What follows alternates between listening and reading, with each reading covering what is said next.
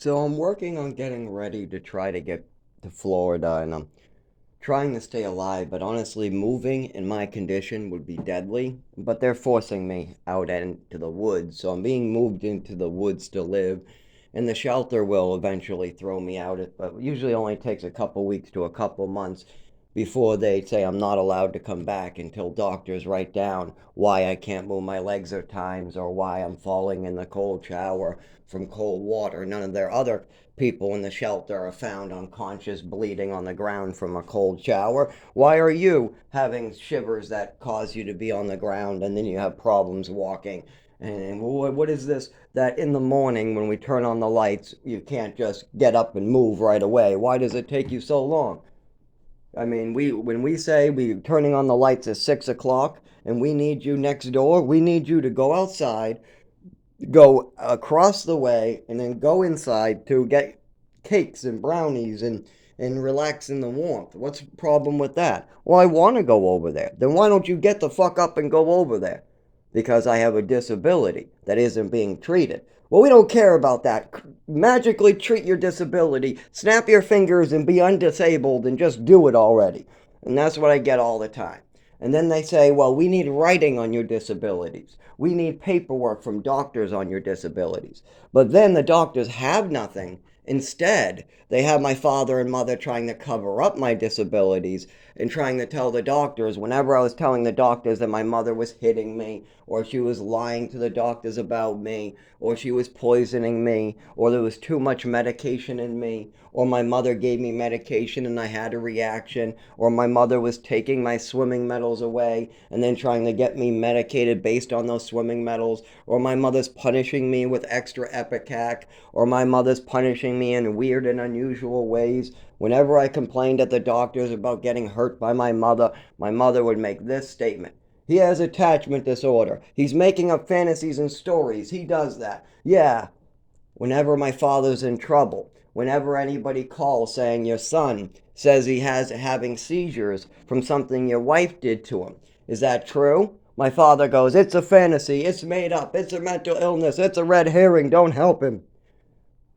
And my father's been doing this for 15 years. I only figured out what was going on and about, well, I knew something bad. I knew the symptoms. When you go blind, you know you go blind. If somebody hands you a bunch of pills, tells you to take them like your mother, you take those pills and then you experience an overdose, you know something happened. You just don't know what to call it. So I did not know what was the call or what you call these things until about my late 24, 23. At the age of 16, I started to realize my mother was mentally ill, and I always knew she was making up stories about me at the doctors. I knew she was making up fantasies and illnesses, but I didn't know that that was called Munchausen syndrome by proxy. And I didn't know that my mother was creating consequences for me that would hurt me for the rest of my life. I had no idea what my mother was doing. But now, at the age of 25 to 32, I know exactly what my mother was doing. She was taking evasive action. She did something she wasn't supposed to, and she didn't want to get caught. When my father got a job interview, or sorry, a job offer in Texas, he turned it down. There was no good reason. My father didn't want to go to Texas, and it would be a bad situation. Your son's experiencing a lot of illnesses. You just adopted a brand new child. He's needing an education. You just adopted a new child. Moving to Texas is a bad idea. My father knew better. He declined. But my mother, she jumped on it because she knew the doctors were now catching on. So if she stayed in Westford, there was a bunch of trouble that would have came. And that would have been good for me and bad for my mother and father. So instead, my mother tried to convince me and my father to go to Texas anyways, which I was easy. She only had to smack me hard and then 2 months later tell me to say yes, and I would say yes. My mother was very convincing. She would use all different types of methods. Everything from throwing away all my toys because I liked the toys better than her, is what she said. That's not true. I loved my mother. That's all I ever wanted was a family and a home. I came from an orphanage. So when I got adopted, that was the greatest thing. I loved having a mother. I was so attached to having a mother. But does that mean I like her poisoning me? Does that mean I enjoy the pain and suffering that she causes? Does that mean I enjoy a metal or plastic ruler hitting me on the side of the face, shoulder, wherever, just because she wants to send a message to one of my other relatives? That's fucked up shit. My mother was fucked up in the head and nobody got her help. So instead, they made up mental illnesses about me, and that drew attention away from my mother's behaviors. But if you just look at the way my mother was acting, something is wrong. I mean, let's talk about when we went out to eat. My mother got drunk when we went out to eat, and she started to say the quiet parts in her mind out loud. She started to say that she thought I was less than a dog, that she could do whatever she wanted to me and my body because she's queen. She's queen, and I'm no good. I'm less than a dog, so she can do whatever she wants to me. And she goes on this rant, and it makes my father so horrified that he tells her to shut the fuck up and actually uses the F word. He literally says, "Shut the fuck up. You are not a queen, and you need to be quiet right there." And he tried it nice first. He let her berate me, call me less than a dog for about 15 minutes, 10 minutes on the ride home. After he had enough, he told her to stop.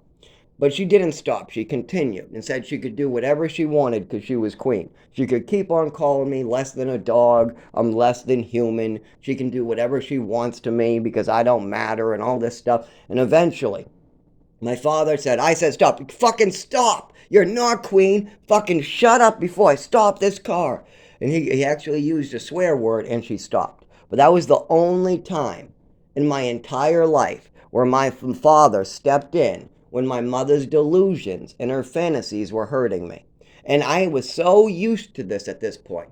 What do you think I was doing in the back seat when my mother was calling me less than a dog? I was keeping my mouth shut quiet the whole ride. And when she started calling me less than a dog, less than human, I said, "It's okay. It's okay, Dad. She does this all the time. It's okay. I'm used to it. She calls me less than human and punishes me for no reason other than her own delusions, and she wants to send a message to Tim. It's okay if she beats me with a ruler to send a message. It's okay, my nephew who just watched me get a ruler to the face for no reason. It's okay, I keep on telling everybody. It's okay that my mother's hurting me. The doctors don't care. My father doesn't care. My brother does care, but he doesn't do very much with the authorities. It's not like my brother ever tried to sit in on a meeting or go to the doctors or anything. Nope, they all just let her have her way with my body. I don't remember anybody trying to get involved. And all the way up to 18, I had no say in it. They pretended like I got a say at the doctors. But when I went to the doctors at age 16, 17, 18, asking them to cut down medications, and all I needed help with was sleep and anxiety, they listened to my mother, and I was on 600 milligrams of Seroquel, 200 of Trazodone, 150 of Thorazine, Lamictal, Risperidone. I was on Ritalin and Wellbutrin in the mornings, and that was just some of the meds I was on all at the same time. I'm not naming a list of meds that I took separately. That was the list I memorized at the age of 17.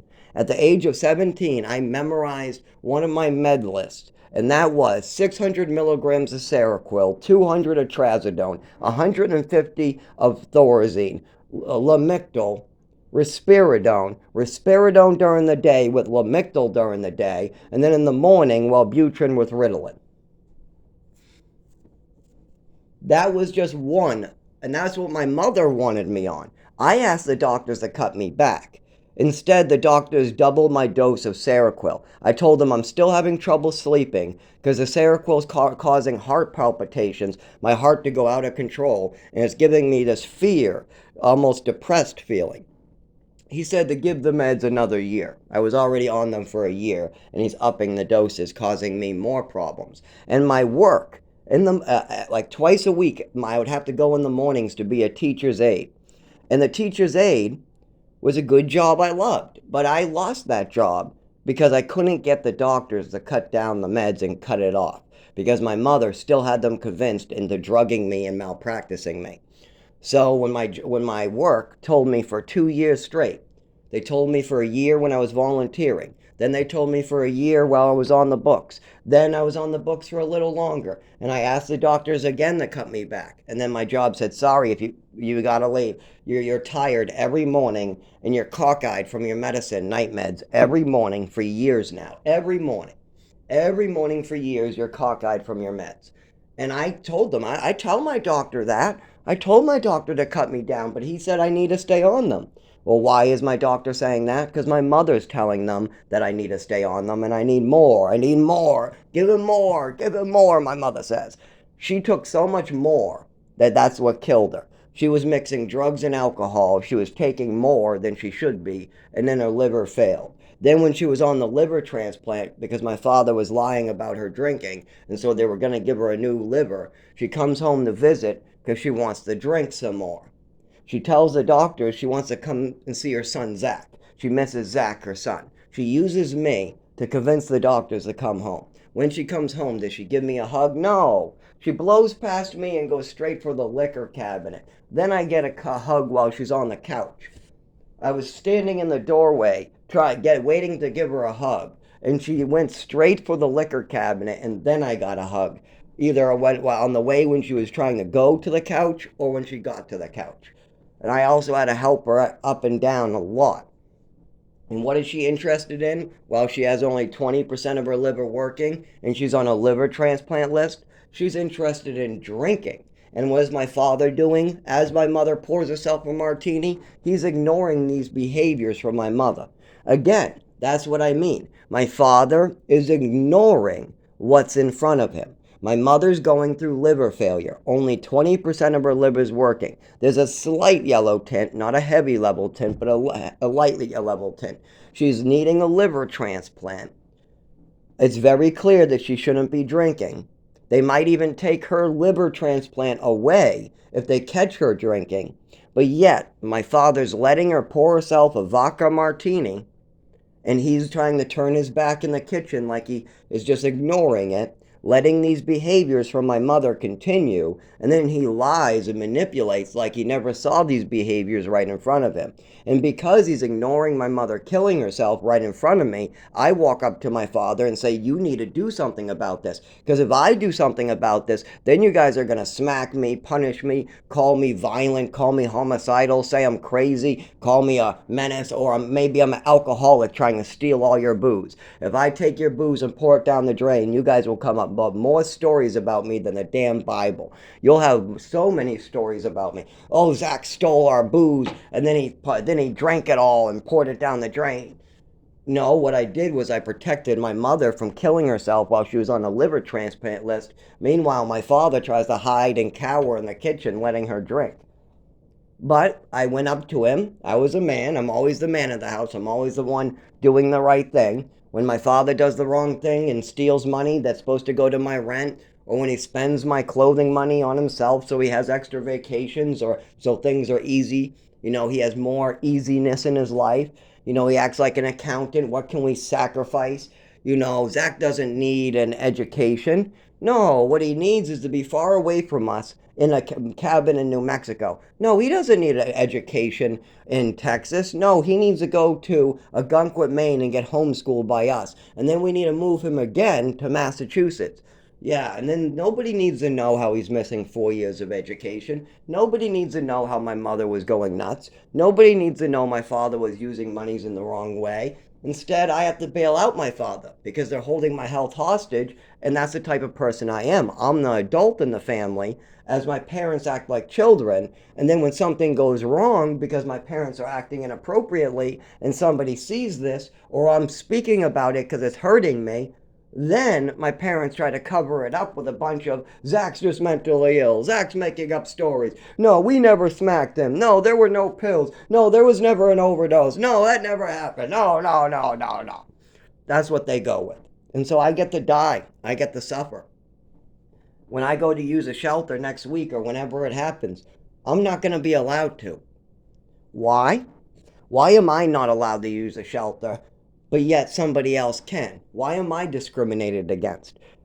They told me I'm not allowed to use a shelter because I can't move my legs or body on command. They said if you have a disability that means that you are breaking the rules, then you need to have paperwork on it. So if you need a wheelchair in the mornings, or you need a good 15 minutes of moving your legs or you fall, and that's it. And then we need paperwork so we can pass that on to the staff members that you are gonna move, you're going, but you gotta give him a second. You just gotta give the man a second to get his legs working or he'll fall. That's it.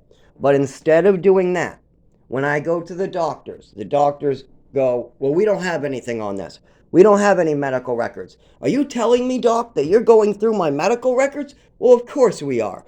Well, that means you're weaponized because my medical records are all some fantasy coming out of a dead woman's mouth and my father paying doctors to humor her. She wants to play doctor. She wants to make up illnesses based off of fantasies, and my father was just paying for it. So if you're trying to figure out what's wrong with me today by using my medical records that my mother created, all you're going to do is be weaponized and malpractice me and mistreat me. Because that is all fake. What I'm telling you is real. So if I'm giving you real information and you're disregarding that, and you're going to use fantasies to diagnose me, of course I'm going to get hurt. And that's what they continue to do. As I am helpless. You would think, well, do something about it. I can't drive. Lawyers aren't going to help me. And I'm not allowed to make a dime. If I try to go to work, I have to lie and I have to hide my disability. As soon as they see my disability, they need me to go to the doctors, get paperwork.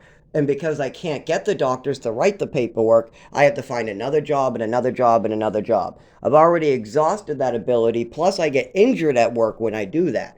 Because obviously, if I'm working outside in the cold or if I'm pushing my nervous system on a day where I shouldn't be, of course I'm going to get injured. I mean, nobody expects this of anybody in society but me.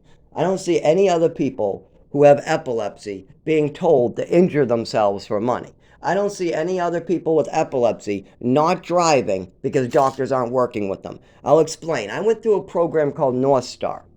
Now, the guy that worked there could not drive children or anybody else. He had to have somebody else drive the van. The reason why is every couple years or randomly when he's at a stoplight or when he's having flashing lights in front of him, he'll have a seizure. And if he's in the vehicle driving other people, they need to give consent. And my parents did not give consent for him to drive while epileptic with children. So he always had somebody else driving. Now, let's say I get a job and I need to drive the van. They want me to drive the van. If I'm epileptic, I need to tell my job at North Star that I have seizures at times. And then doctors will give me paperwork and then somebody else drives the van. But if those doctors don't give me the paperwork, then I'm expected to drive that van full of children or lose my job. So I either have to put a van full of children in danger because I'm epileptic and nobody is giving me treatment on it. And so my job is requiring me either to lose my job or drive because that's a requirement of my job. So I get in the car and I drive and I have a seizure and everybody dies, or I have to go find a new job. These things happen over and over to me. Why? What's the difference between me and this other guy? If he has a seizure and falls on the ground and gets bloodied up, I have a seizure and fall on the ground and get bloodied up. He has it from flashing light, noises, things like that. I have it from flashing light, noises, touch, cold, same thing. Well, cold it affects most epileptics, but not as severe as me. My nervous system has many problems, and the cold seems to do something really bad to it. But anyways, flashing lights as well, obviously. So anyways, let's say that I'm expected to do the same thing as this other man. What's the difference? When I go to the doctors, the same doctor as this other man, I get treated differently. When he goes to the doctor and says, "Doctor, I had an epileptic seizure. I continue to have them in my home and on the road." They take down his information, they write down what the man is saying, they put it down as evidence, and then they give him a diagnosis. Now, when I go to the doctors, they put down nothing I'm saying. They try to treat everything like a mental illness. When I complain of something like internal bleeding after a seizure, they ask me if I want to see a therapist. Then I say, why don't we look at it first? And then the first thing the doctor goes is, oh my God, this is real. Don't go do that. They'll send you right back here. Why are you sending me to a therapist for black urine or internal bleeding? Why? Why would you do that in the first place? Well, because we have medical records on you that say that would have been the best method. But now that we see it, we can see your testicles are filled with blood. We can see that. So when you have these circumstances, you can clearly see that the doctors are being misinformed somewhere. Now, I've never lied to the doctors. I've never made up a story. I've never tried, and I never was really mentally ill. I have anxiety and PTSD at the doctors because my mother's weaponizing the doctors as well as my mother played doctor. She also slipped me pills. So I get fear in hospitals. I get horrible anxiety attacks, PTSD flashbacks from childhood. There's so much more to go along with that. And as the 25 years has got worse, it's harder for me to speak. I get more stutters. Sometimes I can't speak at all. Sometimes I can't walk at all anymore. You know, the last 25 years, it was lots of coordination stuff, falling down, random shit. But I was never frozen for hours where I couldn't speak or walk. Nowadays, that happens where I'll get frozen sometimes for days. If I'm out living outside, sometimes I'll be unable to speak or walk for over 48 hours, and I'll be stuck in the woods, unable to even get water, an ambulance, anything. Why? Because I'm having multiple seizures and I can't stop shaking. My muscles are all cramped from head to toe. And if you're on the ground seizing, all your muscles are cramped. You can't walk with cramped muscles, and it's so painful, you're crying and screaming for death. There are worse things than death, and I experience them on a regular basis.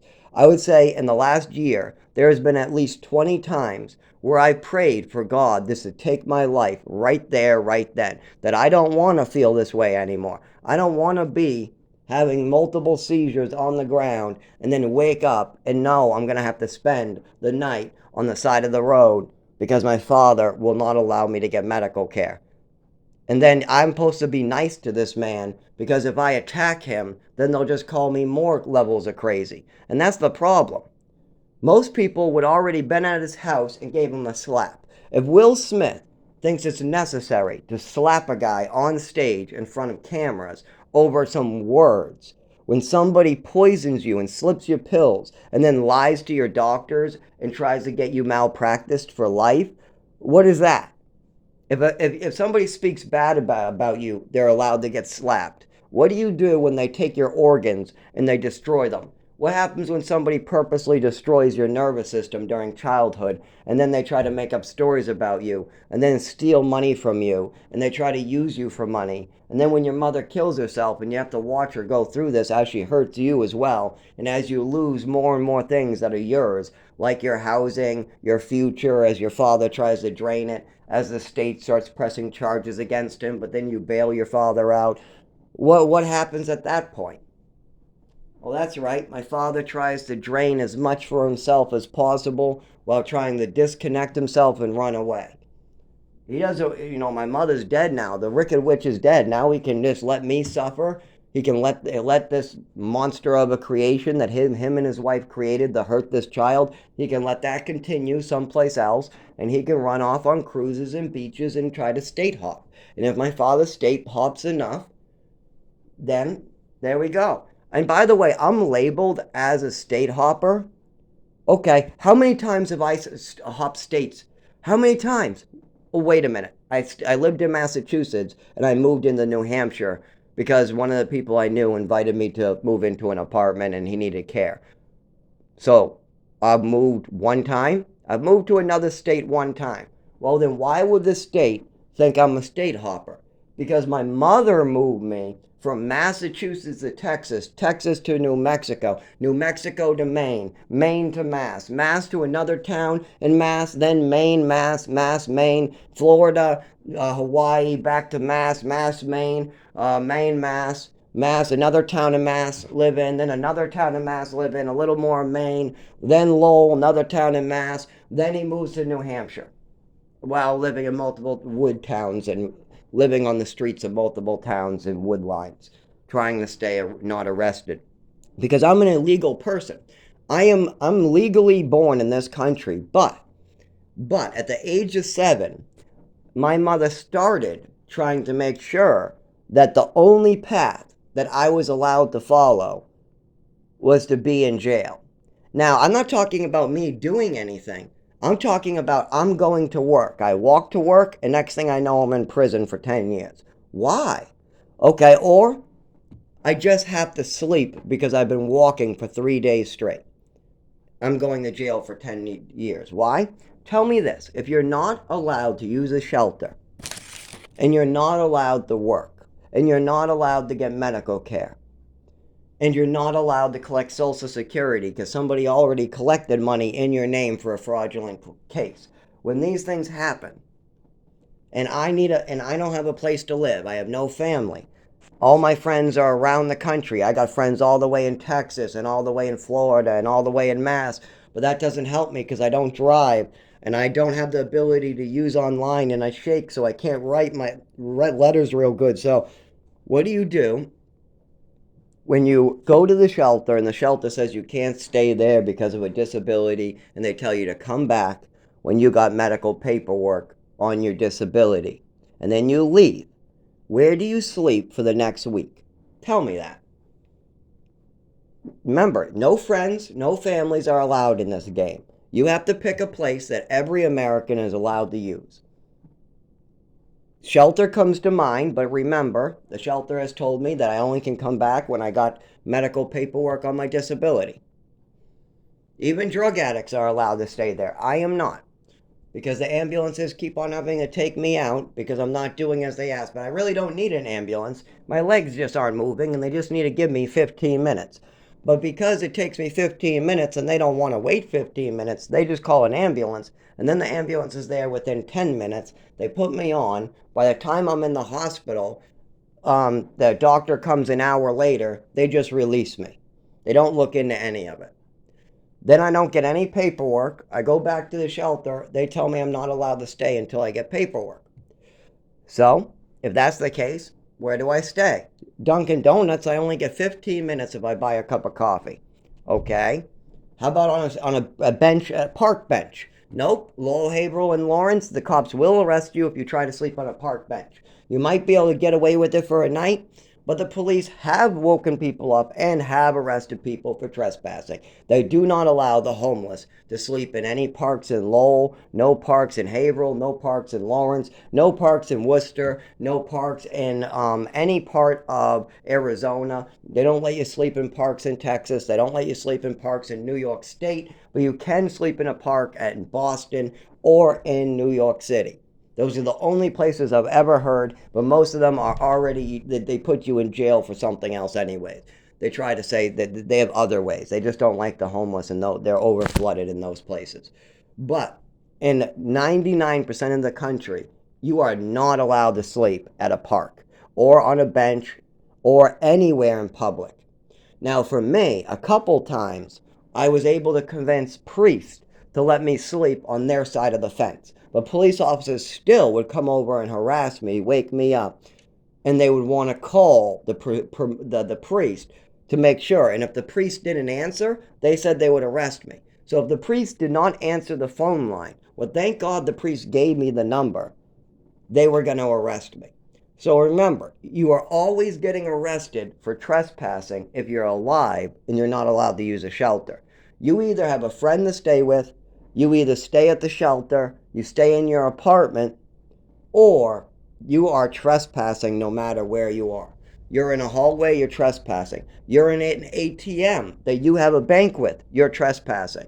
If you are on a bench at a park, you're trespassing. If you're on church property with permission and the priest does not answer the phone, you are trespassing. And the priest has to show up for court, and then the charges will be dropped. That has happened to multiple homeless people where they were arrested on church property. That is illegal. The cop says he was out front of, he's on the sidewalk, when really there's two benches, one on the sidewalk and one on the other side of the fence. And the priest is having to go to court to let these homeless people not go to jail because they just wanted to sleep after 3 days of nonstop having to be forced to walk. For 72 hours straight, these people have been on a nonstop track, only allowed to take breaks and sit for a little bit on a bench, and then they have to get up and keep it moving.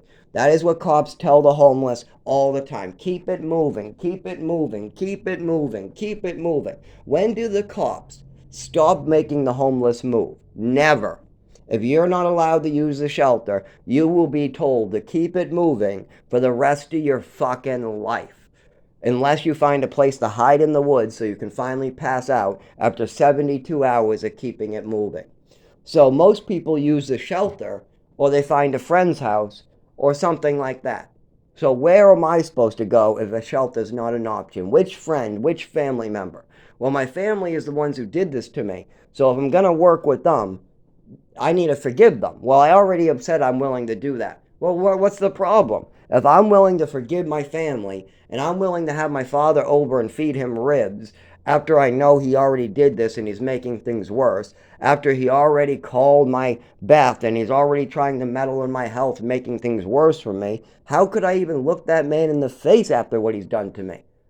Because I have forgiveness in my heart. I'm able to be a bigger man than these people will ever know to be. My family is lazy. They have no idea what a hard day's work is. They have no idea how to be bloody on the side of the road, walk 3 miles in a snowstorm, go into work running a job during COVID with the flu, come back out and get injured some more, but keep on going back to work for 60 hours during COVID. They have no idea how to have the flu and be forced to work. They have no idea what it's like to have to walk for 72 hours straight just to stay alive. They have no idea what it's like to be afraid that the police are going to arrest you for being alive, nothing more. They're just going to come up with some false charges, some new and creative ways to put the homeless in prison. They have no idea what it's like to live without a vehicle, with the fear that if you lose your home, that you have no way to sleep in your car. Tell me something. If my sister and my brother lost their home and they didn't have a car, would they be able to work hard enough to pick themselves back up? If my brother, let's say, got a divorce and he lost his job, he got a divorce, he couldn't drive his vehicle, let's say because of a DUI, and he didn't have 3 apartments to live in that he rents out that somebody helped him get. If he didn't have the assistance from other family members, if he didn't have the support from a father, let's say he was on his own like I am, my whole entire life. I mean, he got an education. When my father made sure that he got an education, but me, I was on my own. I had to teach myself up in the mountains in New Mexico. I had to go to the library and try to teach myself stuff. That's something my brother never had to overcome. He never had to work to teach himself, catch up in school, and work on a farm picking vegetables, and be under the influence of drugs, and be slip pills that make him sick, and on top of that, have his education be slowed down so instead of catching up, he's now getting less. These things are not stuff that he ever had to overcome. So let's say that he did have to overcome these things. Let's say my brother got a DUI, nobody could bail him out, and he lost his license. And let's say he got a divorce, he lost his home.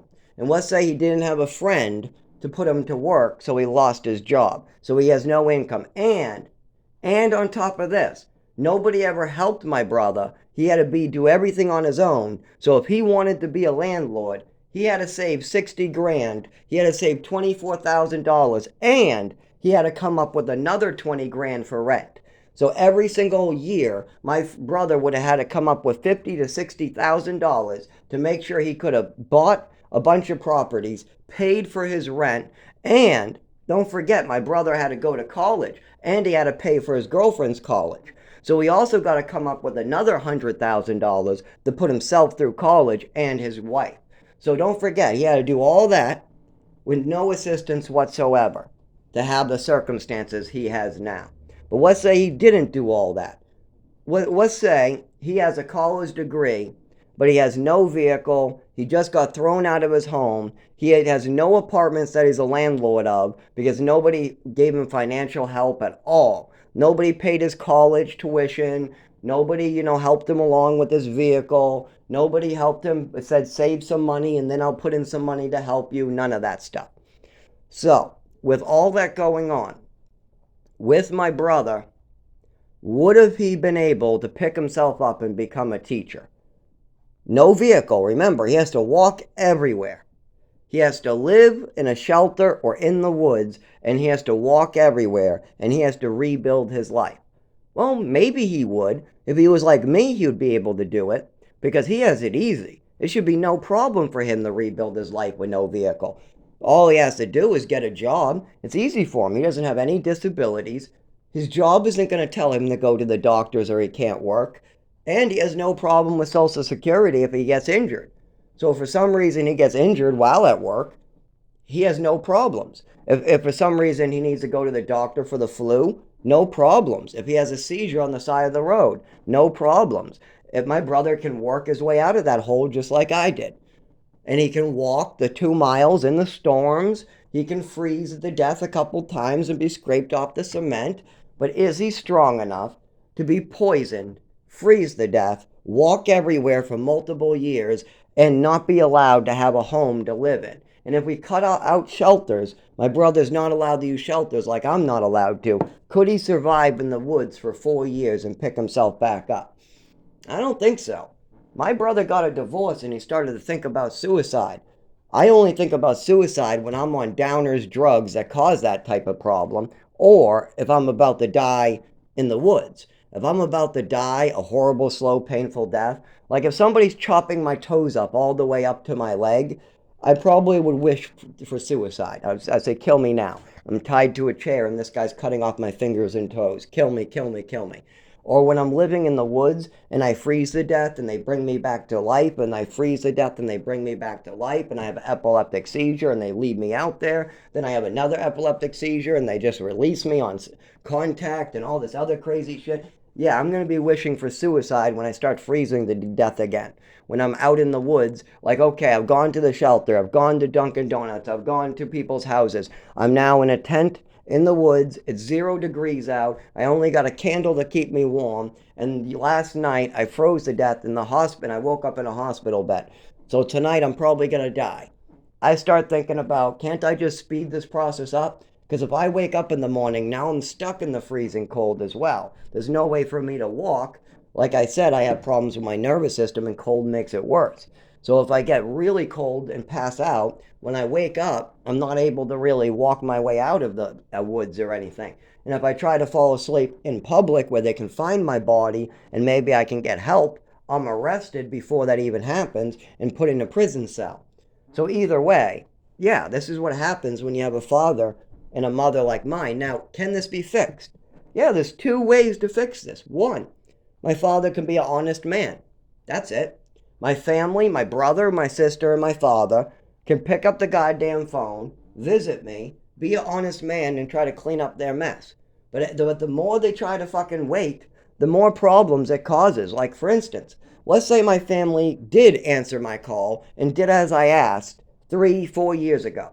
Let's say that when I first called my father and told him I'm dying because of something his wife did to me, and I'm still not driving 15 years later because of this still a problem with my body. And I know why. I know what's going on now, and I can give him all the answers he wants. If you have any questions, I can give you answers. If you want to know what mom did to me, I got answers. If you want to know why it's hurting me, I got answers. If you want to know what to call it, it's called a neurological disorder. If you want to know what to call what my mother did to me, it's called Munchausen syndrome by proxy, poisoning your child with prescription medications that he's not prescribed, causing side effects and illnesses that are related to the medications that my mother is giving me. Some of these medications are illegally given to me as well as extra doses. There's much more to it than that, but that's what I can call it if my father needs to know what to call it. So, and there's more answers that come when we work on this. So all they have to do is work with me, be honest. And if we did this 3 years ago, I could stay in my moldy apartment. The mold would be getting me sick, but we could work on moving me to another apartment. I could file for Section 8. On top of this, the doctors wouldn't be weaponized, so we'd be moving forward right now. On top of that, my rent would be paid because I'll still be at work or I would be collecting benefits.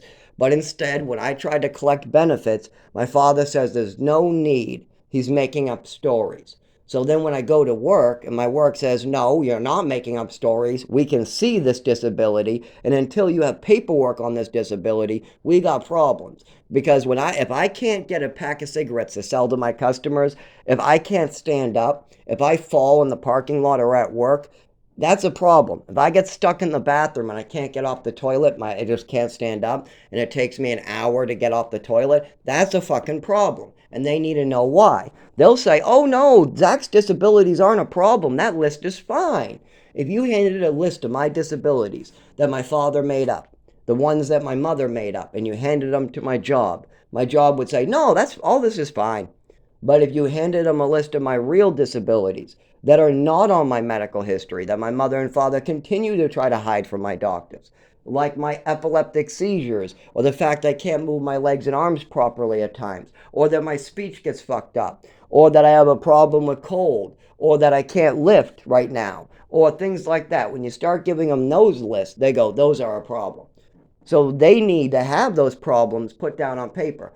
So when I have an epileptic seizure, I just bring the paperwork back and we go back to work. If I'm working with children at North Star and showing them how to hike in the woods, and my job tells me to drive because I have a license, I need to go to my doctor and say, I need paperwork on my neurological disorder. I need to give this to my work because they want me to drive the kids, and my other coworker is out sick. But I can't drive the kids because if I have a seizure, I'm responsible for these children. The doctor goes, oh, no, I'll give you paperwork. Here, you give this to them, and then this, you can't drive. Okay, so I give it to my work and say, I can't drive because I might have a seizure. And that's fine when I drive to work because I'm on medication. And if it happens, it happens. But if I'm going to be in charge of children, I'm sorry, here's the paperwork that tells you I can't be driving. I'm going to need that paperwork on jobs. And to raise my family, the doctors are going to need to know what's wrong with me. And to make money to raise my family, my doctors are going to need to know what's wrong with me. But instead, I am in a fucking nightmare that my father wants to continue making for me. My mother created it 25 years ago. She put in 15 years of work, lots of my father's money, to make it so I could never get help. She also made up a lot of stories and hurt me in a million different ways. My father helped her, and he was brainwashed. He didn't always realize what he was doing. Other times he knew he was running away. He knew he was hiding from her. When my mother acted crazy, my father had a tendency to try to feed into what they call denialism. He would try to hide and deny it to himself that his wife is acting crazy. When his wife is calling a son who's quiet in the back seat less than a dog, and you're allowed to treat him in horrible ways, and she's acting drunk and crazy, my father's trying to actively ignore that. When my mother's acting crazy, like when I jump in a pool and the back of my foot gets sliced and I need stitches, and my brother and my nephew and all the witnesses tell my mother and father how a fence caught the back of my foot, and everybody saw this and it looked really painful. What does my mother do? She starts saying that I must be doing it to myself. Oh, he must be doing it to himself with kitchen knives, or he must have done it on purpose. He stuck his foot under the fence to cut himself on the back of his foot on purpose. It's self-harming. He did it on purpose. That's what my mother does. It's obviously an accident. I'm just jumping into a pool. All the kids were jumping in the pool. Did I convince the other kids to jump in the pool because I wanted them to catch the back of their foot too? What the fuck? Of course not. Kids like jumping in pools. We were allowed to jump in this pool, so we jumped in the pool. It had grips on the side, but there was a fence. The back of my foot got wedged, and it ripped the back of my foot open. It wasn't even sharp. It just kind of ripped it. But instead of getting a loving mother going, oh my God, my son got hurt. It's an accident. Let's go get him stitches. It's okay. Here's some antibiotics. That's all we... No. What she wanted to push was that I must have done it on purpose to myself. These are the type of things that get in the way of my health care today. So what do the doctors need to know? They need to know my mother and my medical records are full of shit. They need to know the Social Security case is full of shit.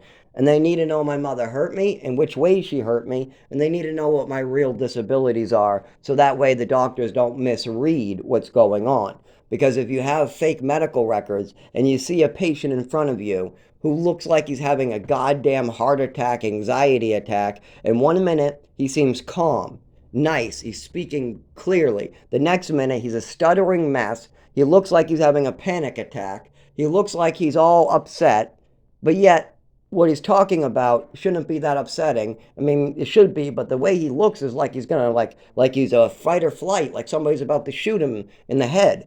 Well, that's because I'm at the doctor's office. My mother weaponized doctors, and I have pain every day of my life from doctors putting their hands on me. I have psychological pain for the rest of my life because doctors held me down and double dosed me with drugs because my roommate just wanted to get back at me. So I told the story to the nurse, and the nurse decided the best thing to do is hold me on the ground, give me the same medications twice in the same hour, and add in Benadryl, Thorazine, and something else all on top of the meds she's giving me because I'm fighting on the ground saying, no, you already gave me meds. Don't do it again. Please stop, stop. Don't do this. Don't do this. It'll hurt me. You can't take these meds twice in the same hour. Stop. And then they just do it anyways and hold you on the ground while they inject you full of drugs. Then, after they do stuff like this to you, then you visit one of your friends' relatives like Dan, kind of like a second father to me. You go to breakfast at the Owl. You have you have fried eggs, some other bacon and crap. Then he drives you back to the program. And what do they need to do? This is called Lowell Treatment Center. It's a hospital that my mother and father wanted me in because I did a science experiment where I wanted to see if a match could make slug slime not burn. I thought slug slime might make a good fire extinguisher one day, a fire retardant. So I took a match and I brought it to the slug slime. And because of that, I was institutionalized for over 30 days. And in those 30 days, I was messed around with my chemistry. They put me on a bunch of drugs, at least more drugs than you have on one hand. So more than 5. On top of that, the staff are drugging me on my roommate's words. So whenever my roommate tells them I didn't take my meds, they grab me and start drugging me. All my roommate has to do is say, the candy cane, he did drugs, yes. He's cheeking his pills, yes. And just come up with more and more of these stories. And the staff would come in there, grab me, and drug me. Now, the kids learn this and they use it as a way to get back at one another. I saw this all the way back in the orphanage. When I lived at St. Anne's at the age of 4 or 5 years old, a kid put ketchup in my orange juice. He asked me if that upset me. I said, no, it's okay. And I went back to eating my eggs. Apparently, this kid wanted to get me upset, but I wasn't doing it. I was just smiling, eating my eggs. And this upset him because he wanted me to get upset. That's why he did it. So he said, oh, yeah, watch this. He got up out of his seat. He went down to a nurse, said something, and then left. The staff member, about 20, maybe 23, 26 years old, asked me if I took my meds. I said yes. She asked me what that ketchup was in my glass. She goes, what's that red stuff in your glass? I said, ketchup. She goes, no, Joey says it's pills. I say, it's not. Joey put ketchup in my orange juice. She said, okay, come with me. She brings me to the nurse's office and they ask me if I took my meds. I go, yes, I sure did. They said, why is Joey saying you're not? I go, I don't know why. They go, oh, well, what's that red stuff? I go, ketchup. They said, oh, it's ketchup. Well, okay, let's go get the orange juice. They say they cleared the table and they already dumped it and cleaned out the glass. So then the nurse goes, too bad. Grab him and drug him again. So then they hold me on the ground and they force another dose of drugs in me because the kid at breakfast wanted to tell a story. So when kids want to get back at other kids in orphanages or hospitals, they make up a story. And I've seen this play out to many, many children. It's happened to me twice in my life, but it happens to a lot of other children as well. And it's because we're allowing nurses and doctors to drug children on the word of other children. And you shouldn't be giving kids double doses of drugs just because a 10-year-old told you that Joey didn't take his meds. Just because Joey, who's upset at Zachary, if Joey's upset at Zachary and Joey tells you Zachary didn't take his meds, it's probably not a good idea to grab Zachary, force him to the ground, and then give him his meds because Joey told you that he cheated them or something. Spit them out, sold them, whatever. If you don't have any meds to show for it, if you have Zachary's meds in hand, if you have it on a table, if you come in and you actually see the meds on the table or something like that, of course, re-administer the meds. But if you just got a story that a roommate told you or a kid at breakfast told you, it's probably not a good idea to be giving dangerous drugs like methamphetamines in double doses to 5-year-olds. It's probably not a good idea to do that. Because when I was 4 years old living in St. Anne's, they gave me a double dose of amphetamines because my kid at breakfast, the kid next to me at breakfast, put ketchup in my orange juice and made up a story about it. How fucked up is that? And it still continues today. If I go into the hospital today, it is so bad because of my mother and father. I will be malpracticed to the limit. They will shut down my organs and give me side effects for the rest of my life. They already gave me that. I already got part of my body that will never work again. There are words and part of my speech that do not work like they used to. There are part of my legs that don't work like they used to. There's parts that hurt for the rest of my life. There are parts of me that I will never get back because of my mother, my father, doctors, and the way the state has acted and the way that the system is designed. But it doesn't have to be this way if people worked with me. If they took the information I have, worked with me on it, and the doctors were able to know the truth about what's going on with me, the state was allowed to know the truth what was going on with me, Social Security was allowed to know the truth what's going on with me, then things would move forward. But instead, they only have the information that my mother and father are feeding them, what gets me hurt.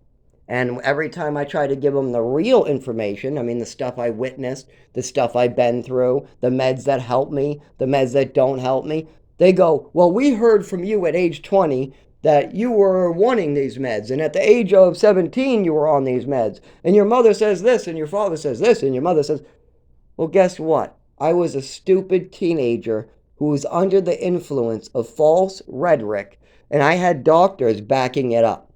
When my mother went in fantasy land about my swimming medals, and a doctor said I had attachment disorder, and my mother kept on repeating it and repeating it to me, what do you think happened from the age of 7 to 16?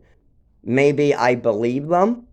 Maybe I didn't realize that my mother lying to doctors and then getting the doctors to sign off on her lies, and then my mother feeding me those lies and telling me to believe them, and then me believing those lies, and then me repeating those lies to more doctors as my mother repeats these lies to doctors. Maybe I didn't realize what was being done to me. Maybe I was just a 7-year-old who was a 7-year-old. Maybe I was just a teenager who was a teenager.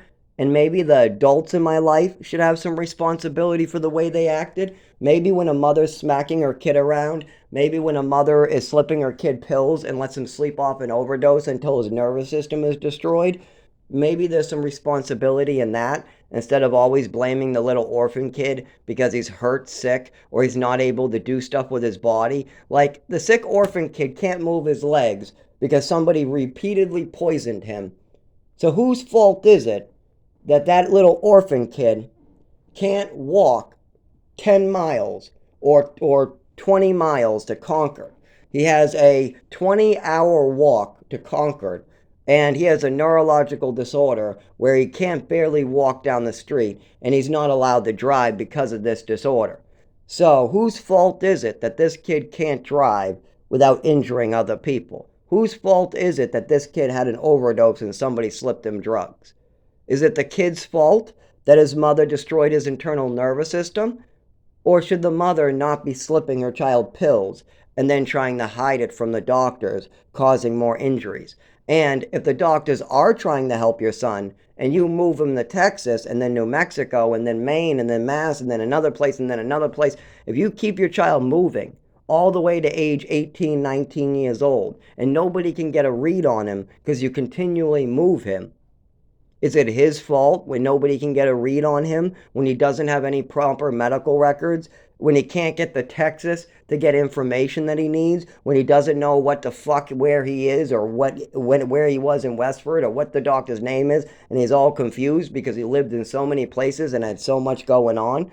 No, it's probably the people who decided to move him. It's not the kid's fault that he was moved to Texas at 7 years old. It's not the kid's fault that he was moved to New Mexico. It's not the kid's fault that he was moved to Maine. Okay, how about the fact that the kid is missing 4 years of education?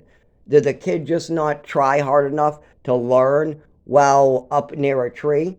I mean, there was no teacher. The teacher bailed out because the place wasn't built yet. The place looks good today, but back in 1999, 2000, 2001, it wasn't fully built and it wasn't staffed. The teacher quit, and we had no teacher for most of the 18 months we were there.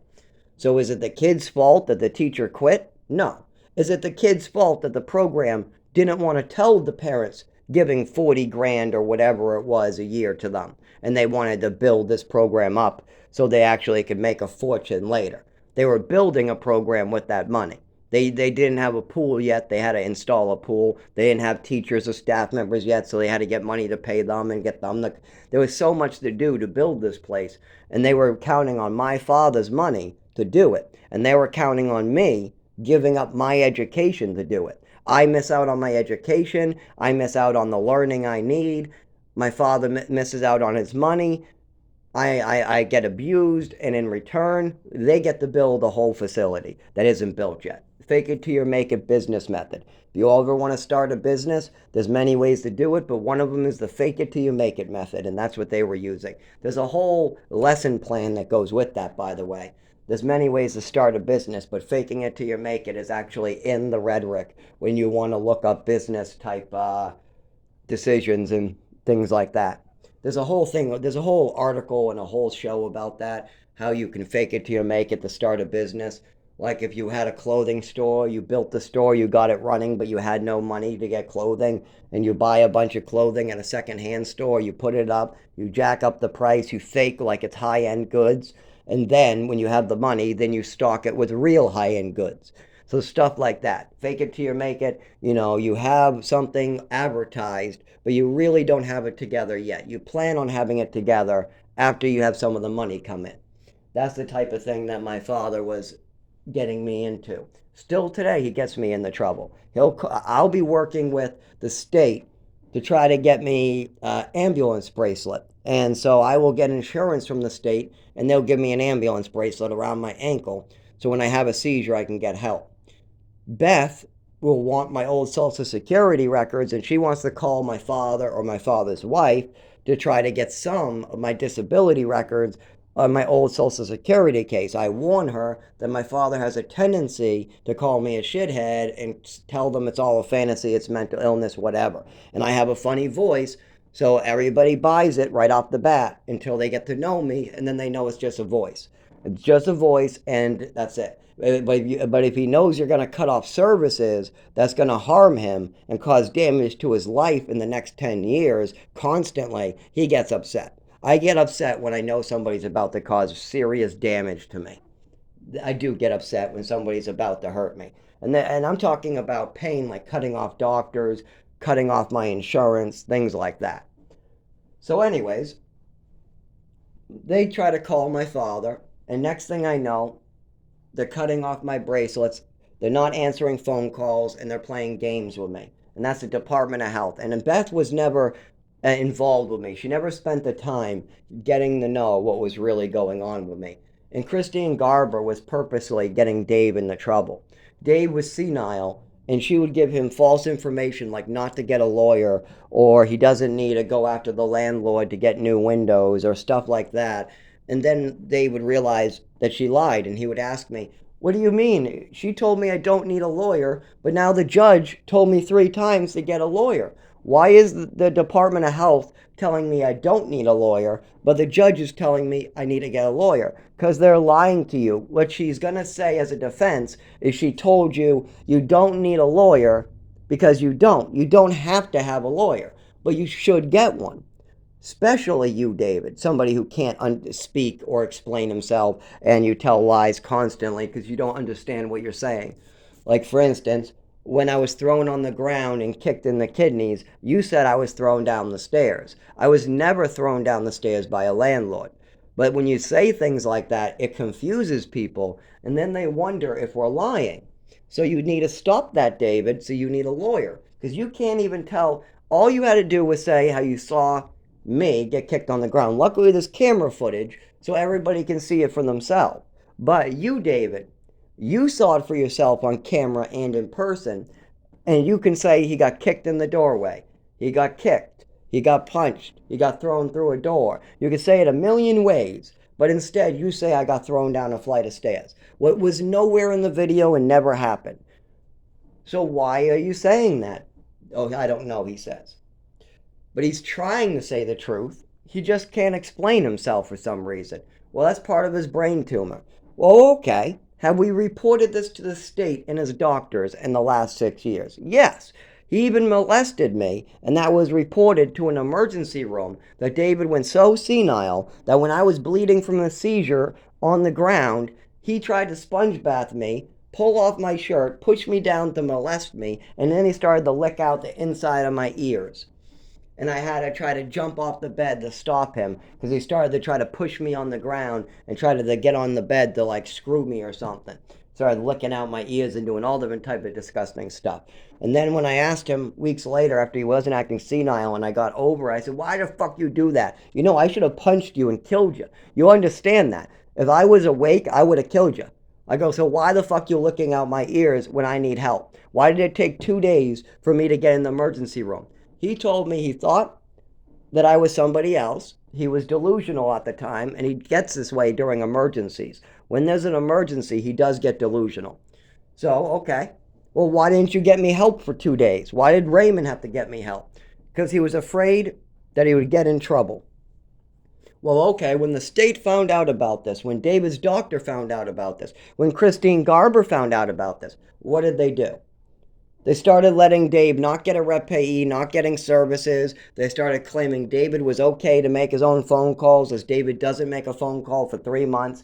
David's begging for somebody to help him, begging, but he doesn't know how to dial a phone and have a conversation to get the help he needs. So I start doing it for him, but they play games both at the Department of Health as well as ServiceLink. I've been trying to be a member of ServiceLink for 6 years. I just became a member last week, and they do everything in their power to try to be like, we don't do that paper, and we don't do any paperwork with you. We don't write paperwork with you. Meanwhile, the Department of Health will say they're supposed to do paperwork with you. So then I'll ask somebody else who goes there to ask they fill out the same papers, and they'll tell him yes. So I'll go in with paperwork from my insurance, and they'll refuse to help me with it, saying they don't fill out that paper with people.